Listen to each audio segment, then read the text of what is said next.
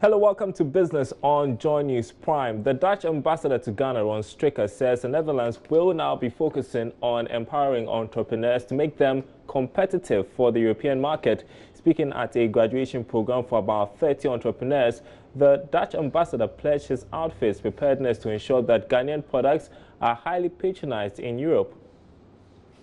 The Dutch Export Academy is a program by the Netherlands Embassy in Ghana implemented to export goods and services to the EU market by Ghanaian entrepreneurs.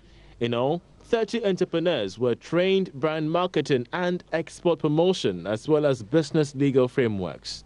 Speaking to beneficiaries, Dutch Ambassador to Ghana Ron Stricker re-emphasized his outfit's commitment to ensure Ghanaian entrepreneurs remain competitive in the European market. Sure that everybody knows what to do and the government indicates what it's going to do and that you know what to do, and is to get at that dot at a certain moment. Ghana is capable in some years from now to take care of its own development, to fund its own schools and hospitals totally. Largely it is being done already, but totally, and that is by the Ghanaian population.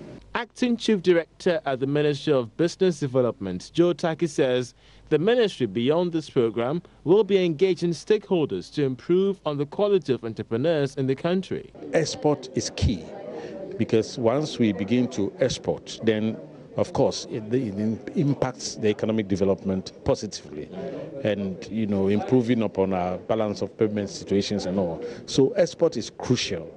And it is very, very important in our economic agenda. Some participants spoke to Joy Business after the event. It's Van der Poy of Roshpina Ventures.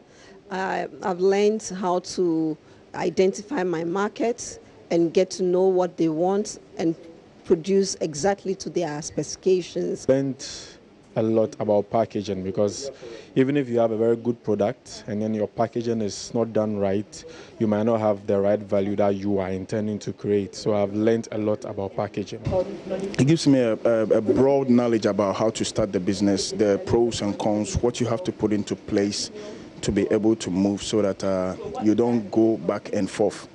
The 5-day training program at the Dutch Embassy was provided by professional trainers and many guest speakers from relevant institutions across the country. The Ghana Investment Promotion Center, GIPC, says it is still optimistic of meeting its foreign direct investment target of 10 billion Ghana cedis by the end of the year. According to the CEO of the center, Yofi Grant, although the volume of FDIs as of September this year was at 2 billion Ghana cedis, there are deals on hand to give the needed boost to meet their target. He was speaking to Sheila Tamaklo ahead of this evening's Club 100 Awards. As at September, the total amount we had raked in, and we are auditing still, because we take what has come to GIPC, we take what has come to petroleum, what has come to mining, what has come to free zones, and we put it together as Ghana's FDI thing. As at September this year, we were just above 2 billion. Now, the target this year was for 10 billion. Now, that was based on certain specific sectors and certain specific transactions, like the bauxite, the railway, the iron ore, the road sector investments, all which are going to be driven by private sector. But, I mean, of course, one recognizes that some of these huge transactions do not take even a year to close, because you go through the procurement process, you go through the due diligence process, you go through the actual technical feasibility process, and it may take more than a year. But we've had some very interesting, prospects come in. For example, ExxonMobil, major oil and gas player. The total investment over the years will be about 8 to 10 billion. We have ACA, which has a big program which might go all the way up to 17 billion. We have Gazprom. We also have the onshore opportunities that people are bid for. And the speed of which we deliver will determine how much FDI that's coming. I am still very hopeful, but if we don't hit 10 billion, the issue, I'm not fixed on the figure. I'm fixed on having a certain growth level of the investments we have that can partner with local people and create linkages within our economy. In other news tonight, Total Petroleum Ghana Limited and Voltic Ghana have begun a program to get investors for a waste recycling plant in the country. The project is expected to help in the proper management of plastic waste in Accra and the Tema metropolis, whilst creating employment for the youth. Public Affairs and Communications Manager at Voltic, Joyce Ahiadome, told Joy Business the process will also assist in getting accurate data on waste generation in the country. The project, dubbed iRecycle, is a collection and segregation drive championed by Voltic, Total Petroleum and Calibre Ghana to provide alternative bins at 40 total service stations across Accra and Tema.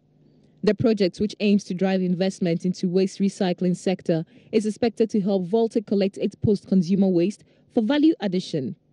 Public Affairs and Communications Manager at Voltic, Joyce Ahiadome, has been explaining in an interview. A collection program, a plastic waste collection program, especially the sachet water and then PET bottle. All right, so if you look into the system, you realize that we have a lot of bottles. However, there are discerning citizens who really want to segregate their waste. There are waste pickers who also need waste. Then there are companies like us who really want to segregate and collect waste. The issue is, how do we do it? So now there is Voltic, who has the finance and the funding to be able to fund a project. Then there is Total, who is also very passionate about the environment. And then there is Calibre, who already works with waste pickers. So these three people came together to put our resources together. Head of Communications at Total Petroleum is Edna Kankam. You know, as a responsible energy major, we are looking for innovative ways of investing back in the community that we operate in. So we thought that this was a very good initiative. I mean, we have a lot of service stations around Ghana. We have over 251 service stations, and these stations are located at prime places, and we know that people can easily get access to the containers. So what we are doing is we are making available spaces at our service stations so that people can easily bring their plastic wastes and then dispose them off correctly. Meanwhile, Calibre Ghana, the waste collection company, expressed its willingness to support the idea. To ensure the effective collection and recovery of these plastics, and also ensure that the bins that are stationed in the filling stations are recovered, and mostly by waste pickers, which we work with in terms of the Waste Pickers Association, and then we pay them for these materials and then we recycle it. We are about to also launch a mobile platform that can allow users to know the collection points of these total filling stations and other stations that we have scattered across Accra, so that you can drive through, drop them for a recycling point in terms of incentives. The three partners are committing funds to help expand the project. Ebenezer Sabote's report for Joy Business. Finally, in business tonight, the Board of Building and Road Research Institute of the Council for Scientific and Industrial Research has appointed Daniel Asensu Jembibi as its new director. Until his appointment, he was the head of Structures, Design and Planning Division of the Institute. Speaking at an induction ceremony, he pledged to strengthen partnership with key stakeholders. He cites particularly the Institute's brick and tile as well as pozzolana factories as potential drivers of the country's socio-economic development. Mr. Asensu Jembibi observes lack of entrepreneurial skills in scientist training and long-term public service mentality have bedeviled their progress. Unfortunately, our training as scientists does not incorporate entrepreneurial skills, and a long-term public service mentality has not helped either. It has even affected our own personal lives. This is the challenge to my leadership.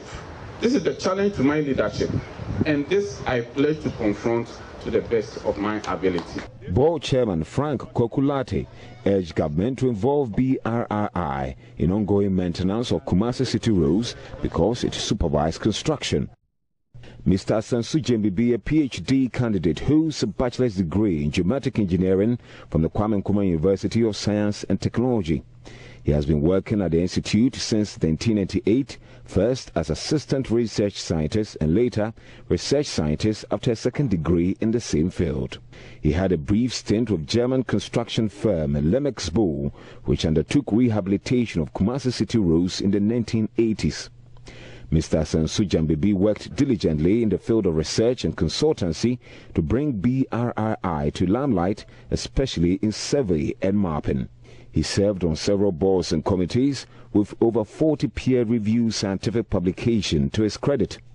He has over 20 years' experience in consultancy services in roads, bridges, dams, topography mapping, layout preparation, mining, civil works, power plants, and pipelines. Mr. Asenso Jambebi is a member of the Research Staff Association, having served as secretary and president for many years. Reporting for Joy News, Kwesi Deborah. And that's all in business tonight. Thanks for watching. There's more news on our website, myjoyonline.com/business.